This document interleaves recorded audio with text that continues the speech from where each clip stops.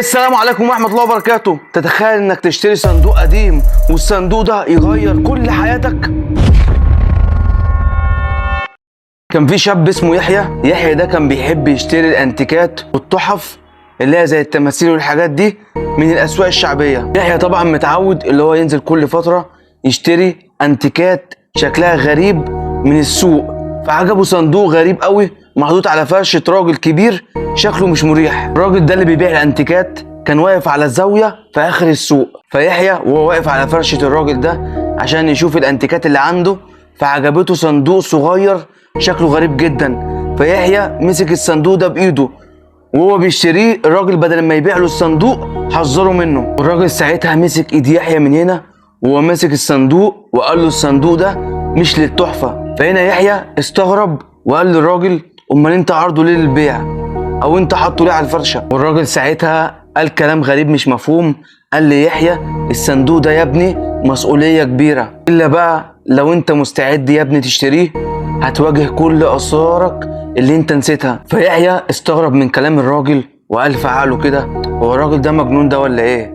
هو الراجل ده عايز يبيع الصندوق ولا هو بيضحك عليا ولا هو بيعمل كده عشان خاطر يبيع لي الصندوق ده غالي؟ بس يحيى كان شاب واعي في حته بيع وشراء التحف والانتيكات عشان يحيى قديم في الموضوع ده قوي. بس يحيى فضوله خلاه يشتري الصندوق ده، والغريب بقى اللي خلى يحيى استغرب ان الصندوق ده طلع بفلوس رمزيه يعني ما يعديش ال 200 جنيه. فيحيى خد الصندوق واشتراه، وهنا بقى يحيى ما لقاش حاجه في السوق تاني عشان يشتريها، فقال لك بس انا اروح وبتاع ويبقى انا كده اكتفيت النهارده بشراء الصندوق ده.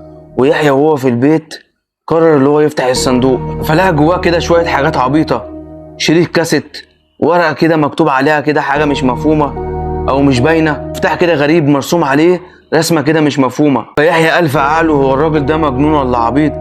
الصندوق طلع ما فيهوش حاجه، اسرار ايه اللي بيقول عليها في الصندوق وايه الحاجات اللي هو بيقول عليها دي؟ طبعا طلع الصندوق ما فيش اي حاجه فيه مبهره. فيحيى قال لك اشوف شريط الكاسيت ده فيه اغنيه ايه ولا ايه اسمعها، فاهم؟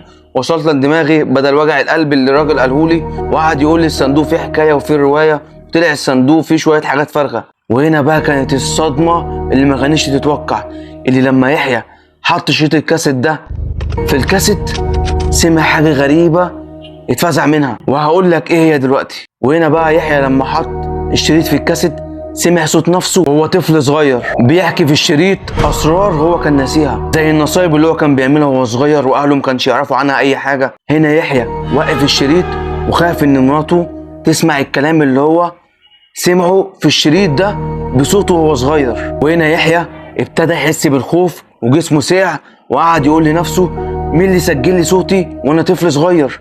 مين اللي سجل لي صوتي وانا طفل صغير؟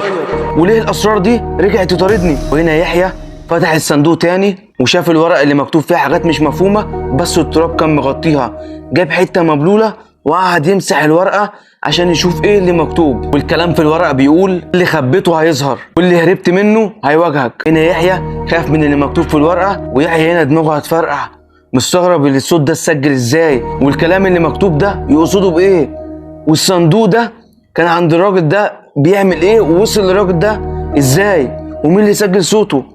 هنا يحيى قعد وخاف وبتاع ووشه احمر واترعب. وفي اليوم ده يحيى كان خايف ينام وكان مرعوب ساعتها قوي، حتى مراته دخلت عليه الاوضه وبتفتح الباب ساعتها لقت يحيى اتفزع واتخض منها، وكان ساعتها عرقان ووشه احمر. قعدت تقول له مالك يا يحيى في ايه؟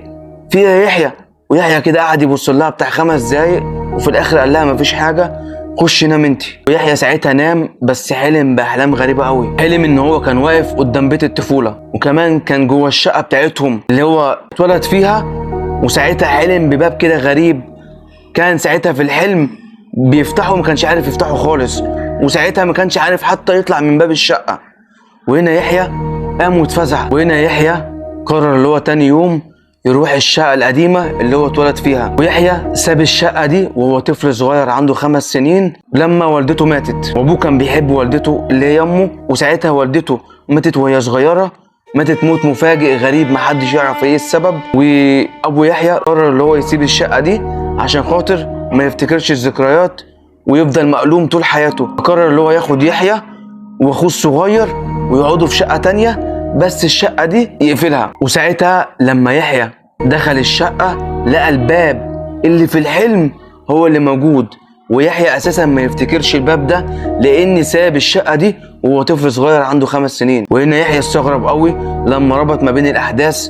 طب ازاي انا حلمت والباب ده طلع في الحلم هو نفس اللي في الحقيقة، والشقة دي مقفولة بقالها اكتر من 30 سنة. طبعا يحيى خد المفتاح اللي انا كلمتكم عليه في اول الفيديو اللي لقاه في الصندوق، اللي المفتاح ده كان عليه رسمة غريبة، وخد المفتاح ده وبيفتح الأوضة فلقى الأوضة اتفتحت. ويحيى لما الباب اتفتح اتصدم واتخض واترعش. ساعتها افتكر يحيى كلمة كان أبوه بيقولها له وهو صغير. أبوه بيقول له بقى إيه؟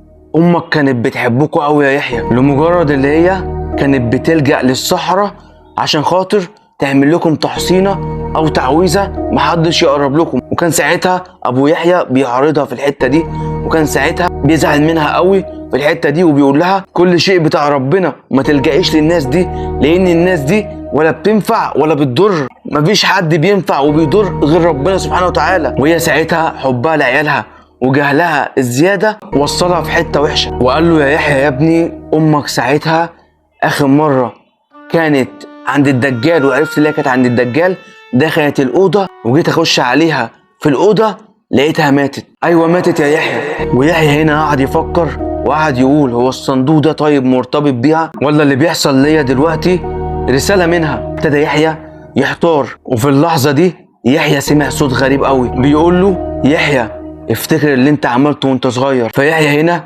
ساب الشقة وجري، وهو في الطريق افتكر اللي هو نسي حادثة غريبة حصلت له وهو صغير لما كان السبب في وفاة والدته. وهنا يحيى لما امه ساعتها جت من عند الدجال، ابوه كان ساعتها جوه في المطبخ بيعمل كوباية شاي، واللي كان عندي ام يحيى في الأوضة ما كانش فيه غير يحيى بس. وقعدوا بتاع ربع ساعة يتكلموا وهي كانت بتزعق وتصرخ. طلع يحيى من عندها من الأوضة، وبعد كده ابو يحيى بعد ما خلص كوبايه الشاي دخل الاوضه. وكان ساعتها ابو يحيى بيفتكر اللي هي بتزعق ليحيى عادي عشان هو عمل حاجه ولا عمل مشكله مع حد او جاب لها مشاكل. بس الصدمه اللي ابو يحيى اول ما دخل عليها لقاها ميته وقع على السرير نايمه وشعرها كان منكوش. وكده يبقى انا خلصت الحكايه. ولو عايز تعرف ايه الحادثه اللي تسببت في موت ام يحيى بسبب يحيى، استناني ان شاء الله الجزء الثاني. سلام.